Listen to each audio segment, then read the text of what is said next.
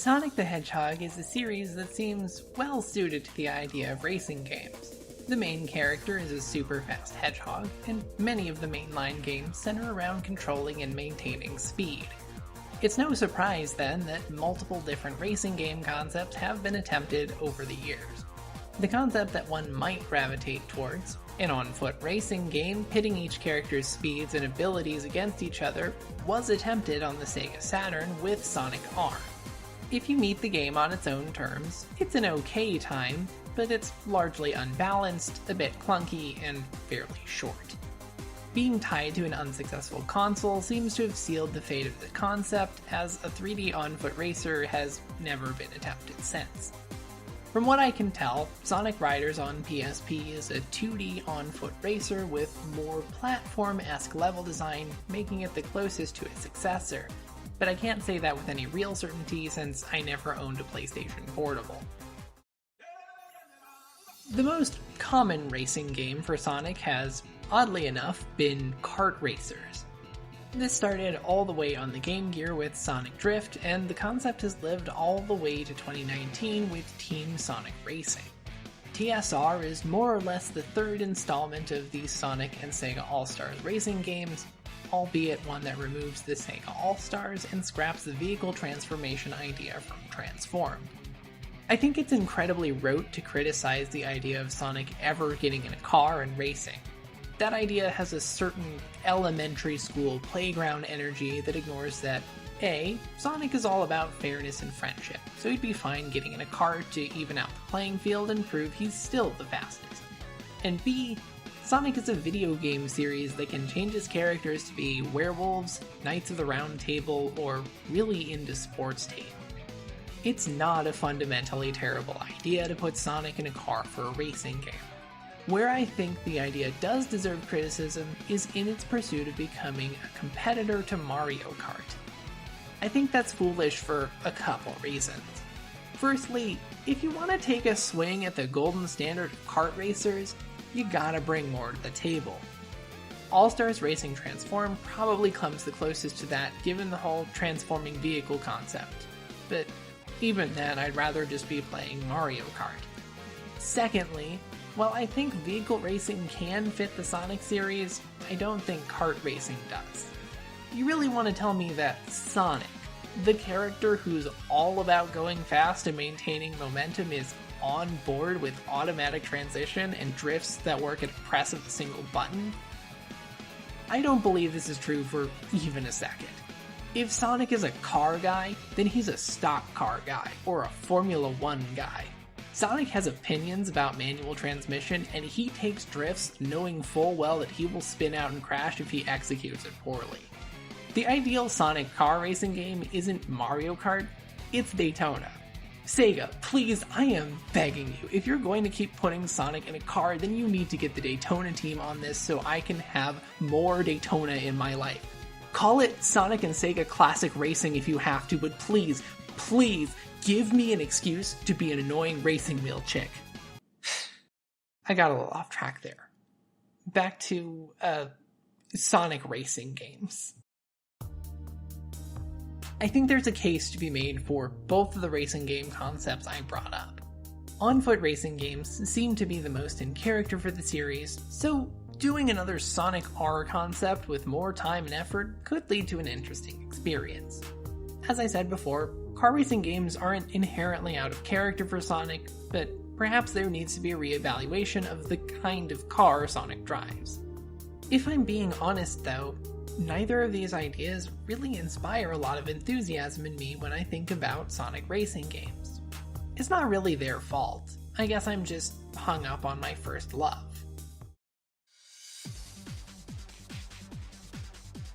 Her name is Sonic Riders, and even now, I can confidently say she was the best I ever had. The game was released in 2006 and has the characters race on hoverboards in a nebulously futuristic setting. Despite other games that released in 2006, Riders was apparently successful enough to warrant a sequel 2 years later. I'd argue very strongly that Zero Gravity is a step back that strips away from the original's appeal, but the game isn't outright terrible. It's just not to my preference, and that's okay. I'd take a Flanderizing sequel like Zero Gravity any day over what came next, Sonic Freeriders. Just 2 years after Zero Gravity, Freeriders came onto the scene and dragged the series screaming into a terrifying abyss never to be seen again. Some might posit that Sonic Riders had a lot of potential, and a poorly performing entry made for Microsoft's gimmick Kinect hardware shouldn't have killed the series. But none of them have decision-making power at SEGA at the time, so Sonic Freeriders is, at the time of writing, the game that killed Sonic Riders. I alluded to the idea that Sonic Riders was the best racing game concept ever attempted by the series, and I really believe that in my heart. It starts with the concept, putting Sonic on a hovering skateboard. Sonic was made to appeal to 90s teens. He grinds on rails, has butt rock songs in his games, and says stuff like, "Oh yeah, this is happening!" He probably has very favorable opinions on third wave ska, and I can only hope that his favorite band is Streetlight Manifesto. Of course he'd be into skater culture. Sonic Riders is the most fitting idea for a Sonic racing game, at least for the Sonic era it came from. It doesn't just stop at aesthetics though. Sonic Riders takes a hard look at what the design philosophies behind mainline Sonic games were at the time and uses them to craft its mechanics. If you want to excel at Team Sonic Racing, all you have to do is know how to play Mario Kart. But if you want to excel at Sonic Riders, you have to know how to play Sonic Riders. You have to know how to manage your air so that you can execute drifts to maintain your speed and stay ahead. If you just recklessly boost, sorry bucko, now you gotta walk to the next pit stop. Want to get a fast start at the beginning of the race? You'll need to learn the timing for your starting line to disappear so you don't get zapped. Want to refill your air? No problem. All you gotta do is spend air to charge a jump and release it at just the right time on a ramp so that you have enough speed and air time to perform a lot of tricks. Don't do too many tricks though, because if you aren't finished when you land, you'll slow down and you won't refill all that much. Also, make sure you know whether to hold back or forward at the start of a jump, because that's the only way to access some of the shortcuts. The game really takes the end of level ranking concepts and makes a whole racing game out of it. It also takes the idea of character archetypes cemented in Sonic Heroes and crafts character-specific advantages. Speed types have access to grind rails, flight types can use special launch ramps and dash rings, and power types can break through hazards that would impede other types as well as access specific shortcuts. Something I've heard for a lot of Sonic games is that they can be tough to parse on a first playthrough. It's usually repeat playthroughs and persistence that allows you to really understand and appreciate the underlying mechanics. I've stuck with the series long enough that I've usually got a sense of the design philosophies and can appreciate the game on the first run, but I know that wasn't always true for me. To tell you the truth, Sonic Riders used to frustrate me as a kid. I used to be pretty bad at games when I was young, which makes sense because I wasn't even smart enough to realize that actually I was a girl the whole time. Still, I stuck with it because Sonic was my favorite series, and if Sonic was in the game, then it must be good. Flawed logic aside, this was one of those times where the broken clock was actually correct. Sonic Riders is a good game. A great game, actually. And like many of the Sonic games we hold as great, it requires commitment. So, I put on my big girl skirt, womaned up, and saved 3 months of salary for an engagement ring, and I gotta say, it was totally worth it. So, as someone who's gotten to know Sonic Riders in the biblical sense, I think it's time for me to actually explain the nature of this relationship. Sonic Riders is a racing game which places Sonic characters and new original characters on special hoverboards known as Extreme Gear. Extreme Gear are powered by a fuel known as air, and don't let anyone tell you any different.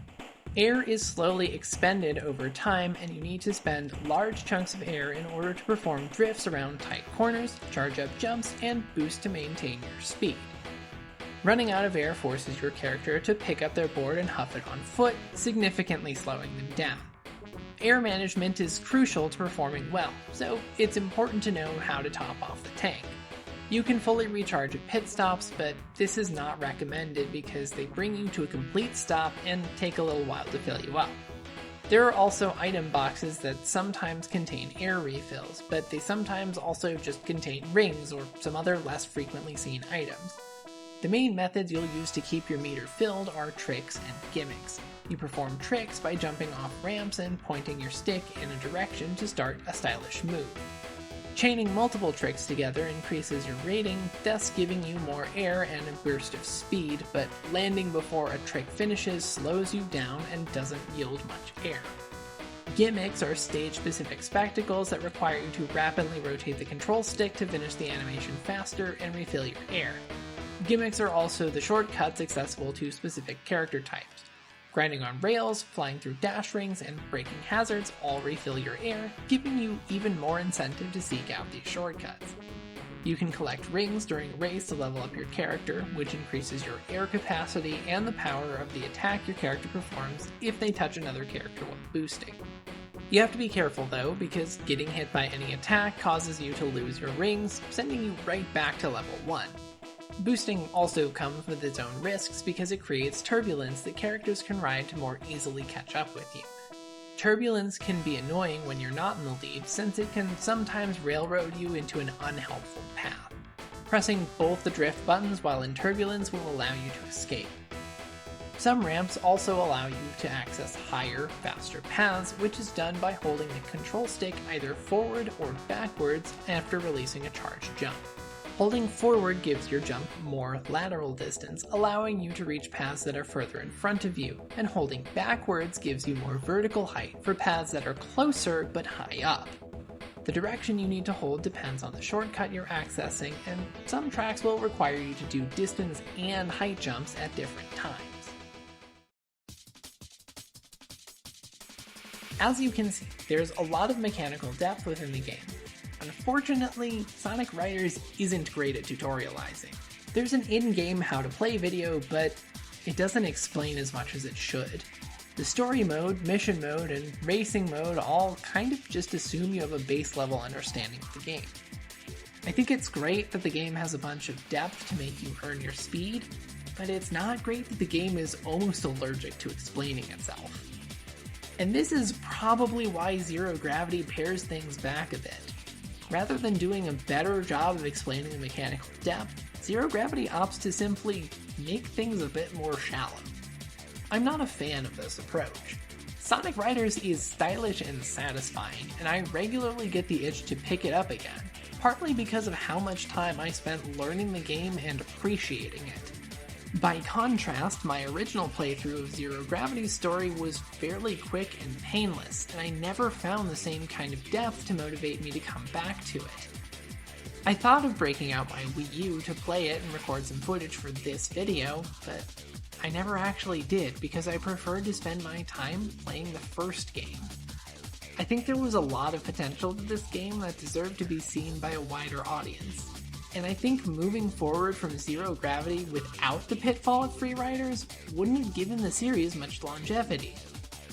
Going from the original to Zero Gravity is almost a similar step down to going from All-Stars Racing Transformed to Team Sonic Racing, and I don't see a lot of desire for a TSR sequel. Hey, Editing Fox here, and so I recorded this voiceover like a few hours ago, and then as I started editing the video, I saw that SEGA released a trailer for what looks to be a sequel to Team Sonic Racing, so apparently some of you asked for it.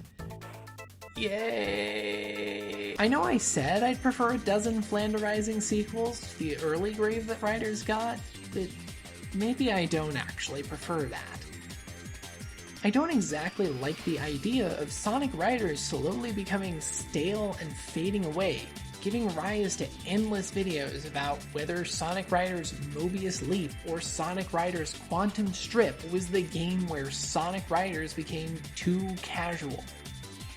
In that timeline, maybe I'm making a video about how the next Sonic Riders game needs to return to its roots, staking my claim on which of the 5 games represents the supposed fall from grace. And my voice ends up conflicting with the other fans who think the fall was earlier or later, or actually that Sonic Riders' time dilation is just as deep as all the other games, and that the problem is all of the older fans are just nostalgic for being kids who didn't fully know how to play the game yet.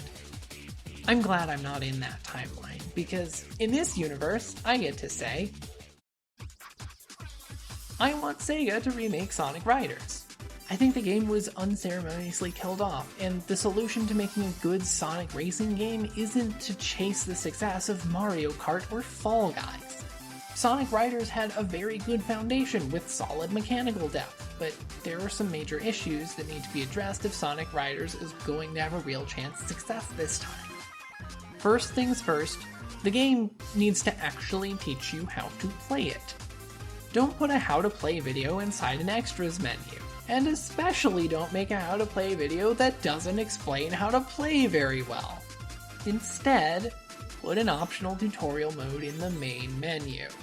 If I'm having trouble with story mode, mission mode, and racing, then I should be able to just go to the training mode to play some short levels that teach me about the game's mechanics. It doesn't need to make me a pro at the game, but it should leave me with a base level understanding of the mechanics surrounding air, drifting, turbulence, and tricks. Secondly, the game needs more tracks. There are 2 circuits, Hero and Babylon, and each circuit has 5 tracks. There are 5 additional racing tracks, which is enough for a 3rd circuit that they just didn't make an option for. There's also a boss fight track that no one is going to play in multiplayer. There aren't enough tracks to sustain long-term replay. By contrast, Team Sonic Racing and All-Stars Racing Transform both have 21 tracks each, and while their circuits are comprised of fewer tracks, they also have more than 2 circuits to pick from. I'd say the number of circuits in Riders needs to double, but picking from 4 circuits still isn't very glamorous. So really, we need to bump that up to 6 at minimum. 6 circuits that have 5 tracks each brings the total to at least 30 tracks, which does at least put the game in line with the number of tracks Mario Kart 8 launched with on Wii U. This might seem daunting, but the original design philosophy with Riders was that the Babylon circuit was kind of just the dark version of the Hero circuit. So really, the game needs 15 light mode tracks and then dark mode variants of those tracks. The game was designed with some pretty smart asset reuse in mind, so we could probably aim for 8 to 10 circuits if we want to really add some value. Thirdly, maybe tone down the prices in the shop. Some of the unlockable extreme gear has pretty steep pricing, and since your ring limit is capped at 100 per track, it can take a while to grind up the thousands necessary for the special SEGA gear. Your best bet is to replay the World Grand Prix since you get extra rings for pulling in bronze, silver, or gold medals, but it's very tedious to have to grind out the only 2 existing circuits. Maybe if my previous point is addressed, this one will be much less necessary. Finally, and this is key, the game needs online play so that it can have some longevity. I think that one's fairly obvious since Sonic racing games have had online play since Sonic Freeriders? Okay, yeah, since Sonic Freeriders. Anyway, online play should support both circuit races and single-track races. You can go to a circuit lobby if you want to have a longer form session, or a single-track lobby if you want to play a short session of just a couple tracks voted on by the lobby members. To help keep the online scene alive for at least the first year after launch, there should be some kinds of events. Maybe this means having events affect which tracks can be picked in single-track lobbies, or, and hear me out on this, maybe there should be officially sanctioned in-person tournaments to help foster the competitive scene.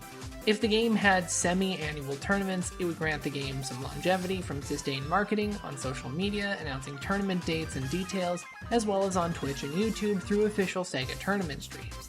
It would also mean there's motivation to keep coming back to the game and playing online in ranked mode with other players, since that's how a player would get in their daily training to lead up to the tournament. There's a lot to love in Sonic Riders, and I think the game could be successful if given a second chance. We just need to make sure it's a proper second chance that allows the game a real shot at success. Some games are able to find success right at launch, but Riders needs the support that only comes with long-term commitment.